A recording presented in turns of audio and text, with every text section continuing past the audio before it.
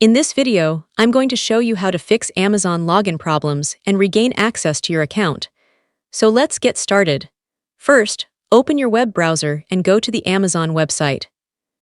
Once you're on the homepage, tap or click on Account and Lists, then select Sign In. On the Sign In page, look for the Need Help option below the login fields and select it. You'll now see several account recovery and support options.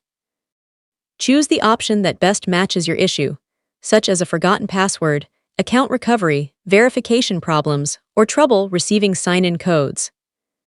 After selecting your issue, follow the on-screen instructions provided by Amazon. You may be asked to verify your identity, reset your password, confirm your email address, or complete additional security checks. If Amazon provides links to further troubleshooting steps, open them and carefully follow the instructions shown. Continue through the recovery process until your account access is restored. And that's it. You've successfully learned how to fix Amazon login problems using Amazon's built-in account recovery tools. If this video helped you, don't forget to hit the like button and subscribe for more simple tutorials.